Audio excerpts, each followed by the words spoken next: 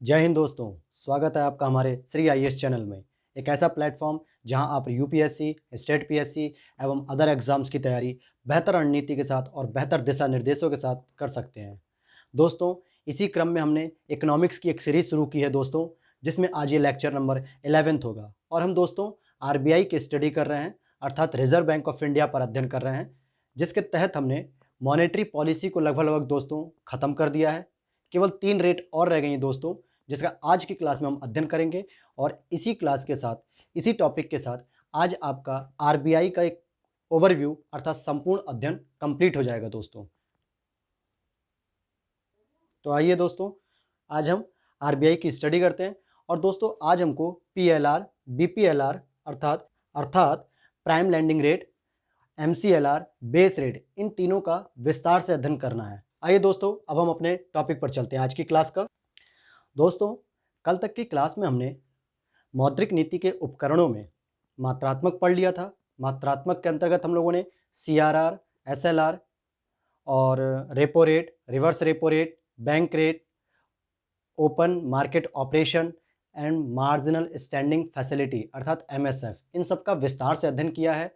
वहीं हमने पिछली कक्षाओं में चयनात्मक के तहत मार्जिन सीमांत निर्धारण, नैतिक दबाव, साख नियंत्रण, प्रत्यक्ष कार्रवाई, इस तरीके के तमाम प्रोविजंस हम लोगों ने पढ़े हैं दोस्तों, और जो कि मौद्रिक नीति के सामान्यतः प्रयोग किए जाने वाले उपकरणों में से प्रमुख हैं। इसके बावजूद दोस्तों कुछ उपकरण और हैं जिसकी हम बात करेंगे आज, जिसके माध्यम से बैंकों के द्वारा जो रेट दिया जाता है अर्थात ऋण दिया जाता है, लोन दिया जाता है, उस पर कुछ ब्याज रेट या इंटरेस्ट रेट चार्ज की जाती है। उस रेट की बात करेंगे दोस्तों आज हम, कि उसमें आरबीआई कैसे अपनी नियामकीय भूमिका या निर्णायक भूमिका निभाता है। तो देखिए दोस्तों, पहला टॉपिक है हमारा आज का पीएलआर। टॉपिक की फुल फॉर्म है दोस्तों प्राइम लैंडिंग रेट अर्थात प्रधान उधारी दर। अब यहाँ पे वर्ड है दोस्तों एक प्रधान और उधारी और दर। उधारी का मतलब दोस्तों वहीं पे ऋण की बात हो रही है, प्रधान उधारी दर अर्थात ऋण की बात हो रही है दोस्तों। तो इसमें ध्यान दीजिएगा, प्रधान वर्ड फोकस कर रहा है कि आप जिसको प्रमुख मानते हैं, सामान्यतः यही होता है। इसी तरीके से अब हम बात करेंगे पीएलआर में कि इसकी शुरुआत दोस्तों आरबीआई के द्वारा 2003 में की गई थी। 2003 में की गई थी। तो देखते हैं दोस्तों होता क्या है ये पीएलआर। ध्यान से समझना दोस्तों कि बैंकों द्वारा विश्वास प्राप्त ग्राहकों, ध्यान देना दोस्तों, विश्वास पात्र ग्राहक। विश्वास पात्र ग्राहक बैंकों का कौन होगा दोस्तों? मान लीजिए अगर मैं कहूं कि आपका मैं विश्वास पात्र दोस्त हूं या आपका कोई भी दोस्त विश्वास पात्र है, आप किसको कहेंगे? आपने किसी व्यक्ति को 10,000 रुपए दिए और अगर उसने समय से 10,000 रुपए नहीं लौटाए या कुछ रुपए कम करके दिए, तो आप उसको कहोगे कि यह विश्वास पात्र आदमी नहीं है या विश्वास करने योग्य दोस्त नहीं है। लेकिन अगर वही व्यक्ति निश्चित समय में दिए हुए पैसे को रिटर्न कर देता है, तो आप कहोगे ये बहुत ही विश्वास करने लायक व्यक्ति है, बहुत विश्वास पात्र व्यक्ति है। तो इसी तरह से दोस्तों बैंकों के लिए सामान्यतः इंडस्ट्री, जो कि एक उद्योगपति होते हैं, इंडस्ट्री के मालिक या उद्योग होते हैं, ये इनके विश्वास पात्र होते हैं। क्यों दोस्तों? क्योंकि जब इंडस्ट्री वाले या इंडस्ट्री के निवेशक जब बैंकों से लोन लेते हैं, तो उसको एक निश्चित समय के अंतर्गत उनको पूरा ब्याज के साथ रिटर्न कर देते हैं, जिससे बैंकों को प्रॉफिट लगातार होता रहता है। तो दोस्तों अविश्वास पात्र कौन कहलाता है बैंक की नज़र में? देखिए दोस्तों, ये मेरा अपना विचार नहीं है, ये बैंक की नज़र के हिसाब से देखिए, बैंक के दृष्टिकोण से तो सामान्यतः कृषक को अर्थात किसानों को, जो छोटे छोटे उद्योग करने वाले होते हैं, मझले उद्योग करने वाले होते हैं उनको, या जो गांव में ग्रामीण उद्योग करते हैं, हथकरघा उद्योग होता है, बुनकरों के उद्योग होते हैं, इन लोगों को सामान्यतः बैंक लोन देने से हिचकती है। उसका ये मानना होता है कि ये लोग निश्चित समय पर जो है कि हमारा ऋण वापस नहीं कर पाएंगे, क्योंकि इनके उद्योग बहुत छोटे स्तर के हैं और ये खुद जो है कि घाटे में चले जाते हैं, जिसकी वजह से ये निश्चित समय में इस हमारे उद्योग का पैसा रिटर्न नहीं कर सकते। तो ऐसी स्थिति में दोस्तों बैंक क्या करता है? इंडस्ट्री को ज़्यादा प्रमोट करता है, अर्थात इंडस्ट्री को लोन देने के लिए ज़्यादा प्रेफर करता है, अर्थात उसी को जो है कि वो प्रायोरिटी देता है। इसी को हम कहते हैं दोस्तों प्रायोरिटी या प्रधान। तो आप समझ गए होंगे कि बैंकों के लिए विश्वास पात्र ग्राहक कौन है दोस्तों? इंडस्ट्री है। उसको ऋण देने के लिए इस ब्याज दर का प्रयोग किया जाता है दोस्तों। तो जिस रेट पर या जिस इंटरेस्ट रेट पर इंडस्ट्री को बैंक जब लोन देगी तो उसी को हम कहेंगे PLR, prime lending rate. RBI ने दोस्तों इसे शुरू क्यों किया था? क्या वो चाहती थी कि केवल इंडस्ट्री का ही जो है कि प्रेफर हो? बिल्कुल नहीं दोस्तों। आरबीआई चाहती थी कि इंडस्ट्री के साथ एजुकेशन का भी विकास होना चाहिए, छोटे उद्योगों का भी विकास होना चाहिए, मझोले उद्योगों का भी विकास होना चाहिए, किसानों का भी विकास होना चाहिए। तो उसने सबके लिए दोस्तों बात की थी। उसका उद्देश्य था कि ब्याज दर में पारदर्शिता को बनाए रखना। ध्यान देना दोस्तों कि ब्याज दर में पारदर्शिता को बनाए रखना, यानी कि जो 2003 में पीएलआर, प्राइम लैंडिंग रेट जो शुरू की गई आरबीआई के द्वारा, उसने यह उम्मीद की थी कि बैंकों के द्वारा लगभग सभी सेक्टर को या सभी क्षेत्रों को ऋण उचित व्यवस्था के साथ मिलेगा। लेकिन बैंकों ने अपने प्रॉफिट के चलते केवल और केवल इंडस्ट्री सेक्टर पर ज़्यादा फोकस किया। बाकी सभी सेक्टर को, किसान को, छोटे उद्योगों को, बुनकरों को बहुत ही कम मात्रा में लोन दिया या ना के बराबर लोन दिया दोस्तों। तो ऐसी स्थिति में बैंकों के द्वारा क्या किया गया? पारदर्शिता नहीं रखी गई एवं विभिन्न अनियमितताएं की जाने लगी, जिसकी वजह से आरबीआई ने इस पीएलआर की समाप्ति कर बेस रेट की शुरुआत कर दी। बेस रेट की शुरुआत कर दी। कहने का मतलब क्या था दोस्तों यहाँ पे कि जो बैंक थे, विभिन्न बैंक विभिन्न इंडस्ट्री के मालिकों को भी लोन देने में अनियमितता करते थे, पारदर्शिता नहीं रखते थे। कहने का मतलब कि अगर आरबीआई ने कहा कि आप 5% इंटरेस्ट रेट पे चार्ज कीजिए इंडस्ट्री को, लेकिन कभी कभी बैंक अपने प्रॉफिट के लिए 3% इंटरेस्ट पे दे देती थी, कभी 4 पे दे देती थी, कभी 6 पर भी देती थी। तो इससे होता क्या था दोस्तों? बैंकों का जो प्रॉफिट था वो सामान्यतः कभी तो फायदे में हो जाता था, कभी वो बहुत घाटे में हो जाते थे। और विभिन्न सेक्टर के मध्य, विभिन्न क्षेत्रों के मध्य एक असंतुलन की स्थिति हो जाती थी कि इंडस्ट्री को ज़्यादा पैसा मिल गया, किसानों को, छोटे उद्योगों को बिल्कुल नहीं मिल पाया। तो ऐसी गड़बड़ी जब बैंकों के द्वारा की जाने लगी तो आरबीआई ने इसको समाप्त किया और एक बेस रेट लेके आया। बेस रेट की बात करते हैं दोस्तों। आइए, अब यहीं से बेस रेट आता है दोस्तों। तो आप समझ गए होंगे, सबसे पहले 2003 में पीएलआर आता है। इसके बाद जब इसमें अनियमितता देखी गई तो आरबीआई ने 2010 में बेस रेट की शुरुआत की दोस्तों। आइए हम बेस रेट के बारे में जानकारी लेते हैं। आरबीआई द्वारा इसकी शुरुआत 1 अप्रैल 2010 को की गई थी। क्यों की गई थी? बेस का मतलब क्या होता है दोस्तों? जैसे कभी आपने सुना होगा, शॉपकीपर के पास जाने पर, दुकान के पास जाने पर वो कहता है कि ये बेसिक प्राइस है, इससे नीचे मैं नहीं जा सकता। अर्थात ये न्यूनतम रेट है, इसके ऊपर ही मैं प्रॉफिट कमा पाऊंगा, इससे नीचे अगर आपको बेचूंगा तो मैं घाटे में हो जाऊंगा। तो इससे फायदा क्या था दोस्तों? आइए देखते हैं। पहले हम इसके बारे में जान लेते हैं कि बैंकों द्वारा उधार देते समय न्यूनतम ब्याज दर का प्रयोग किया जाता है। कोई भी बैंक इससे कम दर पर, इस लाइन पर फोकस करिएगा दोस्तों, इससे कम दर पर ग्राहकों को ऋण नहीं दे सकता है। इसका एक फायदा ये होता था दोस्तों, क्योंकि आरबीआई हमेशा इन्फ्लेशन और ग्रोथ को बैलेंस बनाने के लिए प्रयासरत रहती थी, कोशिश करती रहती थी। तो उसका फायदा ये हुआ दोस्तों कि जब आरबीआई ने बेस रेट बना दी तो उसने कहा कि अब आप इंडस्ट्री को 7% से नीचे, एक एग्जांपल ले रहा हूं दोस्तों, 7% से आप नीचे इंडस्ट्री को जो है कि लोन नहीं दे सकते हैं। तो इससे एक फायदा क्या हुआ दोस्तों कि सभी बैंकों को ये कह दिया गया कि आप 7% से नीचे अब इंडस्ट्री को लोन नहीं दे सकते, यही आपका एक बेस रेट हो गया। इसके नीचे अगर आप जाएंगे, इसके नीचे का मतलब अगर आप इंडस्ट्री को ज़्यादा प्रॉफिट देने के चक्कर में और अपना भी प्रॉफिट कमाने के चक्कर में अगर आपने बेस रेट को 5%, 6%, 5.5% किया तो आरबीआई के द्वारा आपके ऊपर कार्रवाई की जाएगी। तो सामान्यतः बैंक अपने ऊपर कार्रवाई होने से बचने के लिए 7% अर्थात मिनिमम जो तय की जाती थी उसी के आधार पर इंडस्ट्री को लोन देता था। तो दोस्तों ये तो न्यूनतम है। बहुत सारी बैंकों ने फिर जो है कि रेट बढ़ा भी दिए, बहुत सारी बैंकों ने रेट को इतना ही रखा। समस्या दोस्तों क्या आती है यहाँ पर? अब आप समझ गए होंगे कि बेस रेट किसे कहते हैं दोस्तों। बेस रेट का मतलब एक ऐसी न्यूनतम रेट कि उससे नीचे जाकर आप किसी भी इंडस्ट्री सेक्टर को या किसी भी क्षेत्र में आप लोन नहीं दे सकते हैं। ठीक है दोस्तों। इसका एक फायदा ये होना था कि जब आरबीआई ने कहा कि जब हम रेपो रेट बढ़ाएंगे तो आप भी रेपो रेट में वृद्धि कर लेते हो। आरबीआई ने इस चीज़ को चेक किया कि जब हमने रेपो रेट को बढ़ा दिया तो आपने भी बेस रेट में वृद्धि कर ली, बैंकों के लिए कहा जा रहा है। अब रेपो रेट मैं यहाँ नहीं बताऊंगा दोस्तों, पिछली कक्षाओं में बता चुका हूँ, आप देख लीजिएगा उन वीडियो को कि रेपो रेट से कैसे इम्पैक्ट पड़ता है। अगर रेपो रेट दोस्तों बढ़ा तो बैंक सामान्यतः लोन तो नहीं लेती हैं, लेकिन बैंकों के पास उस समय जो पैसा रहता है वो क्या करती हैं, उस पैसे को, चाहे उन्होंने पहले जब कम रेपो रेट थी तभी उन्होंने बहुत सारा पैसा ले लिया था, लेकिन वर्तमान में जैसी रेपो रेट आरबीआई ने बढ़ाई तो बैंकों ने भी बेस रेट को बढ़ा दिया और निवेशकों से कहा कि साहब आरबीआई ने 5% की जगह 6% रेपो रेट कर दी है, इसीलिए हम भी बेस रेट को बढ़ाकर 6% कर दे रहे हैं। तो इससे फ़ायदा बैंक को होगा कि नहीं? दोस्तों, बैंकों ने आरबीआई से रेपो रेट बढ़ने पर पैसा तो नहीं लिया, क्योंकि उनके पास पहले से ही बहुत सारा पैसा रखा हुआ है जो उन्होंने कम रेपो रेट पे ही ले रखा था। लेकिन जब उन्होंने कम रेपो रेट अर्थात 4% की रेपो रेट पर लिया था और रेपो रेट बढ़ने के साथ उन्होंने जब बेस रेट को बढ़ा दिया और 6% कर दिया, तो उन्हें लगभग 2% का प्रॉफिट हो रहा है कि नहीं हो रहा है? मतलब 4% पर आपने आरबीआई से पहले पैसा ले रखा था, वो पैसा आपके पास पड़ा हुआ है और जैसे ही रेपो रेट बढ़ी आपने बेस रेट बढ़ाकर उस पैसे को इंडस्ट्री को दे दिया।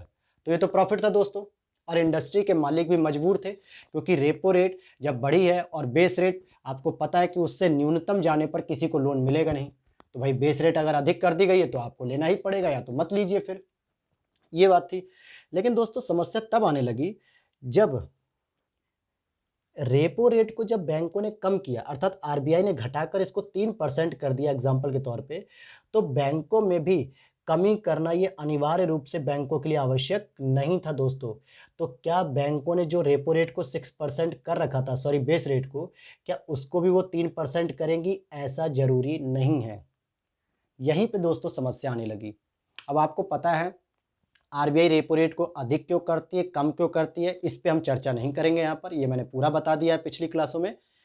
दोस्तों होता क्या है कि जब रेपो रेट को कम किया जाता है तो बैंकों से भी ये उम्मीद की जाती है कि आप भी कम करिए, अर्थात लोन सस्ता करके दीजिए। लेकिन आपको पता है अगर बैंक लोन सस्ता करके देने लगेगी तो उसको प्रॉफिट भी कम हो जाएगा।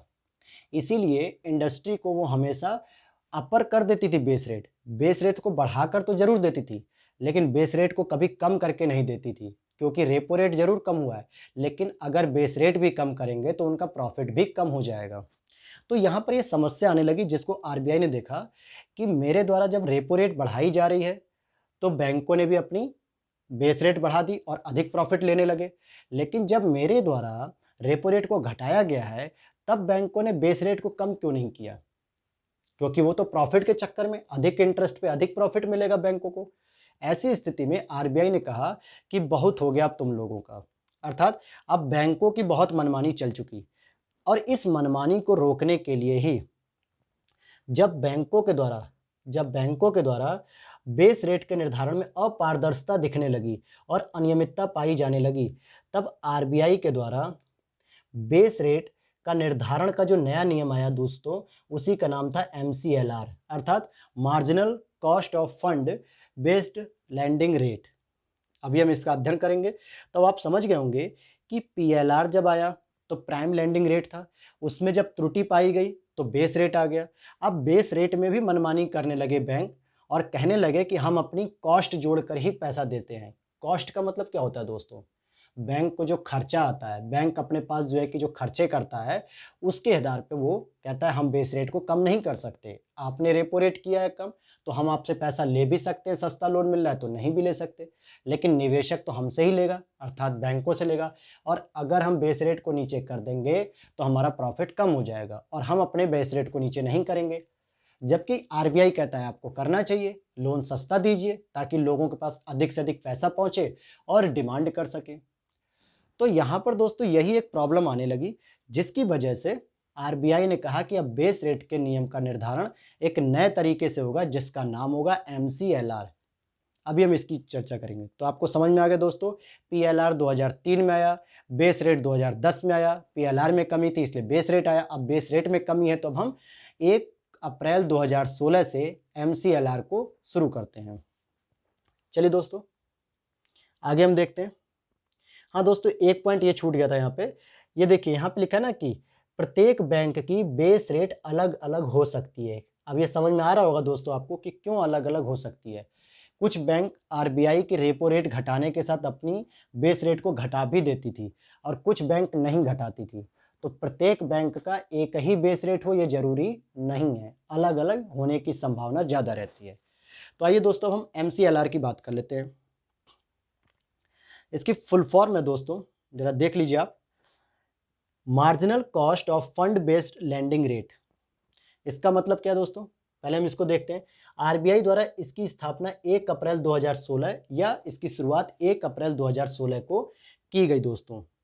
होता क्या है दोस्तों कि अब बैंक को बेस रेट का निर्धारण करने में सीमांत लागत को भी आधार बनाना होगा। मतलब दोस्तों अब बेस रेट का तो मतलब आप समझ गए कि एक न्यूनतम रेट तय कर दी जाती है कि आप इससे नीचे जाकर लोन नहीं दे सकते हैं। उससे नीचे अर्थात मान लीजिए आरबीआई ने कहा कि आपकी बेस रेट 6% रहेगी और 6% से नीचे अब आप किसी को भी लोन नहीं दे सकते। अपनी लालच के लिए, अपने प्रॉफिट के लिए आप अब इससे नीचे नहीं दे सकते हैं। तो उसीलिए बेस रेट के निर्धारण में अब सीमांत लागत को भी ऐड किया जाएगा। और सीमांत लागत क्या होती है दोस्तों, आइए हम बात करते हैं जरा सीमांत लागत। देखिए दोस्तों, फंड की सीमांत लागत, परिचालन कॉस्ट और सीआरआर के कारण नकारात्मक प्रभाव और दीर्घकालिक ऋणों से प्राप्त ब्याज।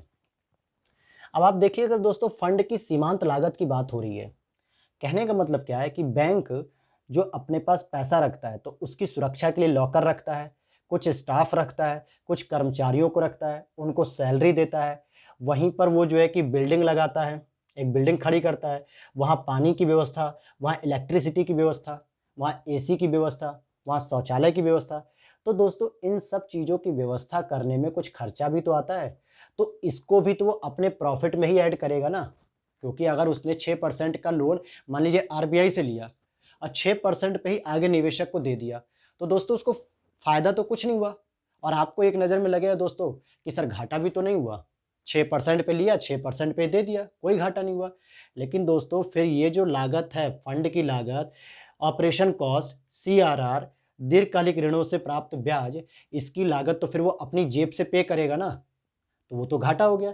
इसीलिए सामान्यतः बैंक क्या करते हैं कि रेपो रेट के घट जाने पर अपनी बेस रेट को नहीं घटाते हैं। तब आरबीआई ने इस चीज़ को कहा कि ऐसा है कि अब आप बेस रेट बनाइए तो उनमें इन सब चीज़ों को पहले से ही ऐड कर दीजिए, जिससे आप बाद में ये एक्सक्यूज़ ना दे सकें कि सर हमने तो इन सब चीज़ों का भी पेमेंट किया है, अर्थात हम इसका भी तो खर्चा उठा रहे हैं। तो इन सारे खर्चों को आप ऐड कर लीजिए बेस रेट में और फिर बताइए कि आपकी बेस रेट क्या बनेगी।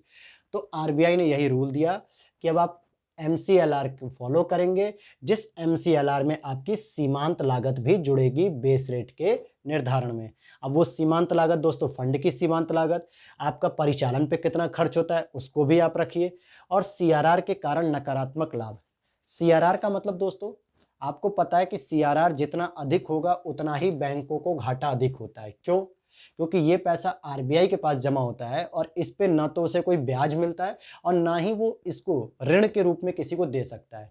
तो ये भी तो एक घाटा ही है, तो इसको भी वो इंक्लूड करता है। इस पे ध्यान देना दोस्तों कि इन सब चीज़ों को जब वो जोड़ेगा तो मासिक आधार पर इसकी गणना करेगा। बैंक अपनी इसकी गणना मासिक आधार पर करेगा। अब दोस्तों कुछ दोस्तों को नहीं समझ में आ रहा होगा कि सर ये परिचालन लागत का प्रयोग आप कैसे कर रहे हो। आइए एग्जांपल देते हैं। आप जब किसी शोरूम में जाते हैं कोई कपड़ा खरीदने, तो आप कहते हैं कि जीन्स का दाम पूछते हैं, वहाँ पे वो बताता है कि सर 5000 रुपीज़ है। आपको क्या लगता है कि क्या वो असल में 5000 रुपये का ही होगा? जी नहीं। उस मॉल में लगी हुई सभी लाइटों का खर्चा, एसी का खर्चा, वहाँ पे उपस्थित सभी स्टाफ का खर्चा, वो सारे खर्चे हर एक कपड़े में वो ऐड कर दिए जाते हैं। उसके बाद वो रेट तय करते हैं कि सर इससे नीचे हम जाके नहीं बेच सकते, आप 5000 की बताइए लेकिन हम 4000 से नीचे नहीं दे सकते, क्योंकि इसी 4000 में हमारा प्रॉफिट भी है, स्टाफ की सैलरी भी है, बिजली की बिल भी हैं और सारी सुविधाएँ भी इसी में हैं। तो इसलिए हम 4000 से नीचे जींस नहीं दे सकते हैं। तो इसी तरीके से बैंक भी कहती है कि हमारा भी कुछ ऑपरेशनल कॉस्ट आता है दोस्तों, ऑपरेशनल कॉस्ट, जिसको हम ऐड करके ही फिर आगे लोन देंगे। लेकिन इसका निर्धारण मासिक आधार पे देखा जाएगा कि आपका एक महीने में बिजली का बिल कितना आ रहा है, सीआरआर से कितना घाटा हो रहा है और फंड की सीमांत लागत क्या है। आइए दोस्तों, एक पॉइंट ध्यान देना। आपने देखा था कि बेस रेट में रेपो रेट बढ़ जाने पर बैंक अपनी रेपो रेट बेस रेट बढ़ा लेते हैं, लेकिन जब आरबीआई रेपो रेट कम करती है तो बैंक सामान्यतः अपनी बेस रेट को कम नहीं करते हैं। लेकिन एमसीएलआर में ये कंपलसरी कह दिया गया कि जब आपने सारी कॉस्ट को ऐड करके ही बनाई है तो अब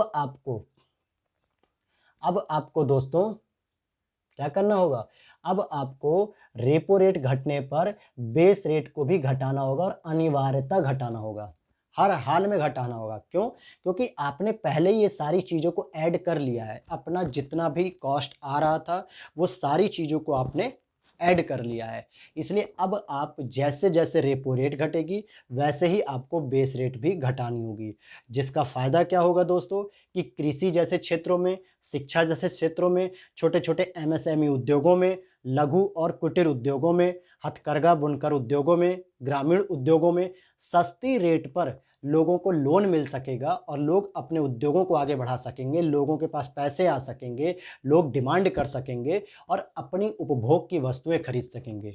तो अब आप समझ में आ गया दोस्तों कि पीएलआर में ये समस्या थी कि केवल और केवल वो लोग इंडस्ट्री को, जो कि विश्वास पात्र दोस्त थे उनको प्रेफर करते थे, बाकी सभी क्षेत्रों की अनदेखी करते थे। फिर बेस रेट जब बनाया गया तो उसमें भी यही प्रॉब्लम कि बेस रेट तो आप बढ़ा देते हो रेपो रेट बढ़ती और आप लोन महंगा देने लगते हो, लेकिन जैसे ही हम रेपो रेट सस्ता करते हैं आप बेस रेट को घटाते नहीं हो, जिससे ग्रामीण क्षेत्रों में जो है कि लोगों को लोन सस्ता नहीं मिल पाता है।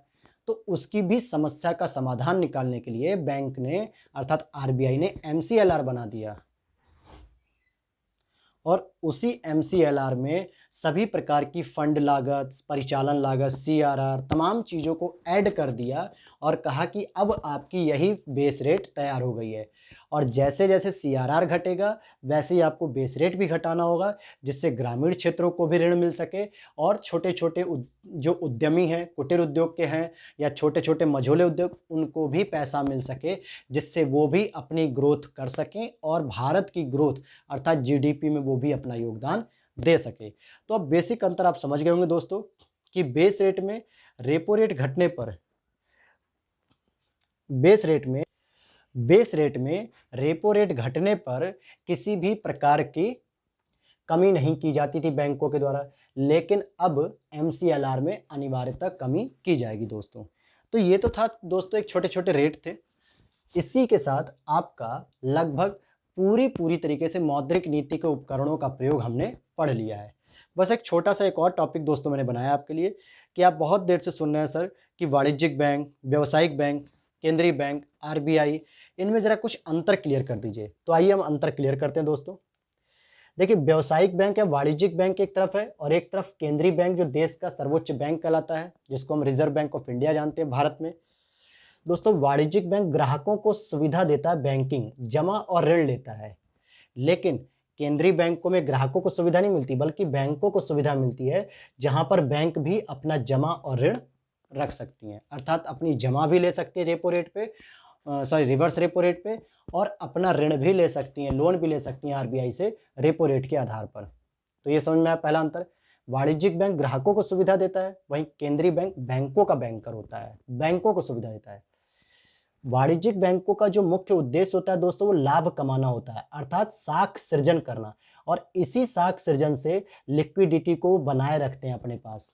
मैंने बताया था एग्जाम्पल कि आप 1,000 रुपये जमा करिए और आप ही के 1,000 रुपये से वो और लोगों को 100 रुपये, 200 रुपये, 400 रुपये करते करते लोन देता रहेगा और सबसे प्रॉफिट कमाता रहेगा, और आपका अकॉर्डिंग आपके पैसे 1,000 रुपये ही हमेशा कहे जाएंगे, लेकिन उसी से उसने इतना अधिक पैसा कमा लिया कि उसी को हम कहेंगे साख सृजन, उसके पास लिक्विडिटी अधिक हो गई।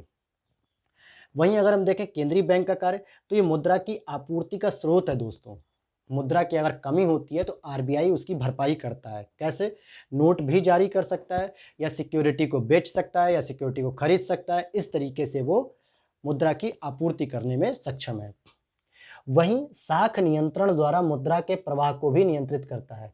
मैंने आपको बता रखा है साख नियंत्रण चयनात्मक में चयनात्मक जो उपकरण पढ़ा था दोस्तों, उसमें मैंने बताया था किस तरीके से वो नियंत्रण लगाता है कि आपको एक कोटा निर्धारित कर दिया जाएगा कि इंडस्ट्री को आप 40% से अधिक लोन नहीं देंगे, कृषि को आप 25% से अधिक नहीं देंगे, एजुकेशन लोन आप 15% से अधिक नहीं देंगे, स्वयं सहायता समूह जो होते हैं गाँव में जो देखते हैं उनको आप 10% से अधिक लोन नहीं देंगे, अर्थात सभी को लोन आपको देना ही पड़ेगा। तो ये होता है मुद्रा के प्रवाह को नियंत्रित करता है कि किस किस सेक्टर में कितना मुद्रा होनी चाहिए। वहीं दोस्तों जो वाणिज्यिक बैंक होते हैं वो आरबीआई के नियंत्रण में होते हैं, अर्थात आरबीआई यहाँ पे नियामक की भूमिका निभाता है। लेकिन दोस्तों जो केंद्रीय बैंक है अर्थात आरबीआई है, उसके ऊपर किसी भी प्रकार का नियंत्रण नहीं होता है, वो एक स्वतंत्र बॉडी है। मैंने आपको आरबीआई एक्ट में जब धारा 7 पढ़ाई थी, जिसमें डॉक्टर विरल आचार्य जी जो कि डिप्टी गवर्नर थे, उन्होंने अपना जब पद छोड़ा था तो सरकार से यही कहा था कि ये स्वायत्तता या इसकी स्वतंत्रता पर प्रश्न चिन्ह है, आप हस्तक्षेप नहीं कर सकते हैं। तो यही एक समस्या थी दोस्तों। तो वहां पर तो ये खुद समझ में आ गया कि आरबीआई सर्वोच्च बॉडी है, ये किसी के नियंत्रण में नहीं रहती है। तो लेकिन इसका कार्य क्या है? इन्फ्लेशन और ग्रोथ में सामंजस्य बनाए रखना। अब दोस्तों यहाँ पर आपके दिमाग में आएगा कि सर आपने एफएसडीसी नाम की एक संस्था पढ़ाई थी मैंने दोस्तों, FSDC financial stability development council पढ़ाई थी दोस्तों। जैसे मैंने बताया था वित्तीय बाजार के जो भागीदार होते हैं RBI, SEBI, PFRDA, IRDA, FMC, इन सब पे नियंत्रण रखती है एफएसडीसी, जिसका अध्यक्ष कौन होता है दोस्तों? वित्त मंत्री होता है। वर्तमान में निर्मला सीतारमण जी हैं। ये चीज़ मैंने बताई थी। लेकिन ध्यान देना, एफएसडीसी ने वित्तीय समावेशन, वित्तीय शिक्षा और इन सभी संस्थाओं के मध्य में संयोजक के रूप में अर्थात समन्वय स्थापित करने का काम करती है, न कि किसी तरीके से कोई आदेश देने का। अब आप समझ गए होंगे दोस्तों, इसलिए आरबीआई सामान्यतः स्वतंत्र या स्वायत्त संस्था मानी जाती है। चलिए दोस्तों, यहीं से आपका ये टॉपिक खत्म होता है, बैंकिंग वाला अर्थात आरबीआई वाला, जो कि मॉनेटरी पॉलिसी का था। और कल की क्लास में दोस्तों अब हम बैंकिंग सेक्टर को शुरू करेंगे या फिर फिनेंशियल सेक्टर को हम शुरू करेंगे कि फाइनेंशियल इंक्लूजन, वित्तीय समावेशन, इसको हम लोग कल की क्लास में शुरू करेंगे दोस्तों। बहुत सारे दोस्तों ने कमेंट किया था कि वित्तीय समावेशन सर कब पढ़ाएंगे, तो इसकी बारी अब कल आ जाएगी। ठीक है दोस्तों। चलिए दोस्तों, मैं उम्मीद करता हूं कि आपको पिछले 4 से 5 लेक्चर में पूरी तरीके से मौद्रिक नीति या भारतीय वित्त व्यवस्था समझ में आ गई होगी दोस्तों। तो अगर मौद्रिक नीति आपको समझ में आ गई तो अब आप इनके ऊपर क्वेश्चन भी कर सकते हैं। और हाँ दोस्तों, हो सकता है कल मैं एक टेस्ट सीरीज लेके आऊँगा, क्योंकि हमने वादा किया था कि एक एक टॉपिक खत्म करेंगे और हम उसके ऊपर क्वेश्चन करेंगे।